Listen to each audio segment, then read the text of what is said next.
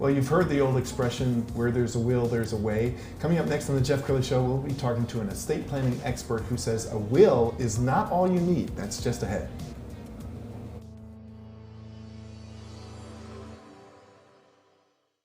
Many are predicting that the worst is yet to come, which is unfortunate, said one person here. Until now, they've enjoyed the reputation of being the nation's icebox. Watched a burglar in his home this morning by webcam. As a journalist of over 25 years, stories are what make my world turn. Reporting live from the Dallas newsroom tonight, Jeff Crilley, Fox 4 News. But in 2008, I took the jump from my familiar life and started a PR firm from my home. We're talking about anyone with a camcorder like the one I'm using becomes a television network. We started slowly growing the company, and we now have over 100 clients, and we've branched into the world of live digital broadcasting. I now own 8 different TV studios and have a huge team, and the stories that I now get to share are sometimes the most important of my life. Life has a funny way of coming around full circle. This is the Jeff Crilley Show. Well, let's face it, most families don't get around to talking about death, what happens when mom and dad passes, and so sometimes people go through their whole life and never really plan for their own passing, and we've all become acutely aware of it with COVID-19, so many unexpected and sudden deaths in the last few months. To talk about that today, Kelly Walling, she is with Caperton Walling Law Firm. Thank you for coming on the show. Yes, thank you for having me. Okay, before we get into COVID-19 and some of the things that you do, I want the audience to get to know you. Your dad was a famous lawyer here in town. Yes, he was, and I had the privilege of practicing with him for a number of years before he passed away. He was a criminal lawyer and a civil lawyer, and that's pretty unusual. And you were telling me stories about your childhood. You remember from the very youngest age going to Dad's work and getting to know judges. And yeah, I do. I loved it. I mean, I would spend all my free time with him that I could. At the house he would work, and I'd always want to know what he was into, and then at the office. And then, of course, I went to the courthouse with him a lot. And I knew all the judges, and I could ask to sit in their chairs, and they'd let me. Wow. It was fun. I can see how the bug would bite you there. Oh, yes, it did. It did.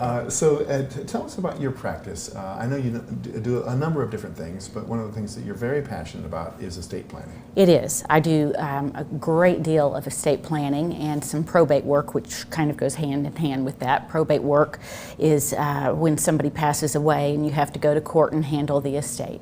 But the estate planning, it speaks to me even more because I hate to see what happens to families when they haven't done it.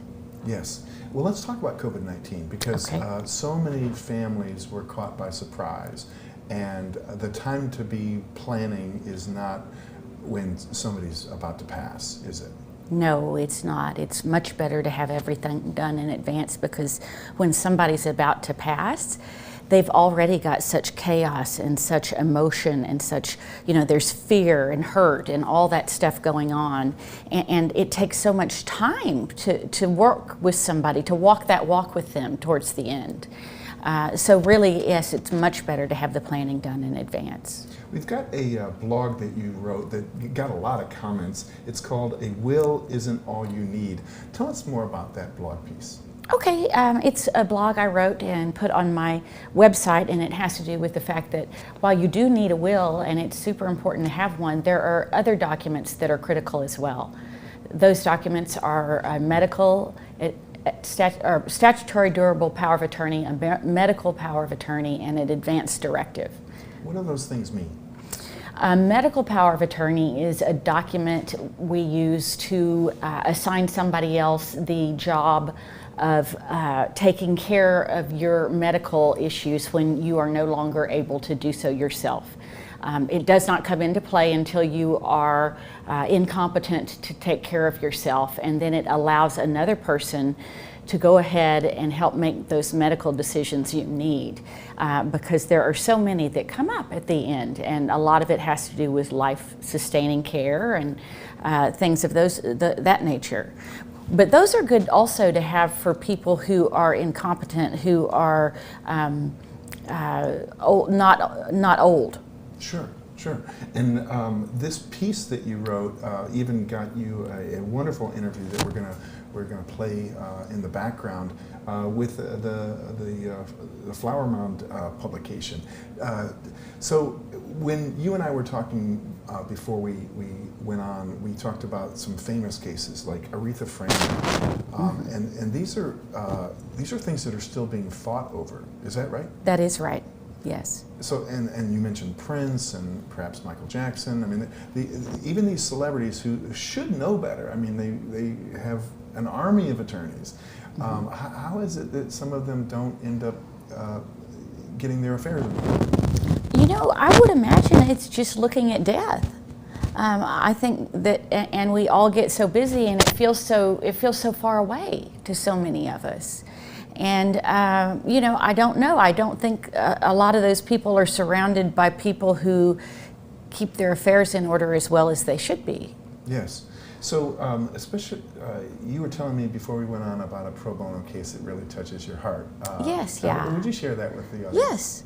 audience? When the Texas reduced the number of the amount of money that people could use to hire teachers and pay teachers, they had a layoff in my school district, and at the time a counselor from the high school called me and said, I have a lady who has been brought to court by her ex-husband because he wants full custody of their 3 children. She has no money, she's about to lose her house, and she needs help being able to keep contact with those kids.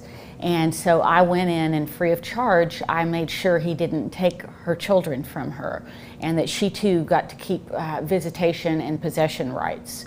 And that's one of the greatest things I've done for somebody. It seems to me like the area of law that you specialize in has to be so rewarding. There are a lot of lawyers that practice different parts of the legal field, and some they may not be proud of. I mean, this is something you go to bed at night extremely proud of the people you've helped. Absolutely, I do. Yeah, you're amazing. Well, we're almost out of time, so please leave our audience with a final thought. If somebody's watching this right now and they really haven't gotten their affairs in order, it doesn't have to be an arduous task, does it? Just meeting with somebody like you. Yes, we just did wills and the documents that people need in 3 days for somebody, and that includes their contacting us, paying us, writing out our questionnaire with the answers we need, my meeting with them, and our getting the documents ready. If it were super complicated, it wouldn't happen that quickly. So in most cases, that's how that works. And I know we're in kind of a do-it-yourself generation. What's the difference between bringing in a professional like yourself and then trying to do it online with some form you can download? Well, you don't have any power over what you get. There's no customization. There's no ability to create things. A lot of times I also don't see documents that have all of the clauses they need in them in Texas. And I have seen some by very famous and big companies that are not correct. Wow. So, you know, it's risky. Yeah. Kelly, you've been a great guest. We're going to have you back. I'd love that. We're going to end with the website. CapertonWallingLaw.com is the website. Kelly Walling, thank you for coming on the show. Thank you. You bet. And that's it for now. We'll see you next time.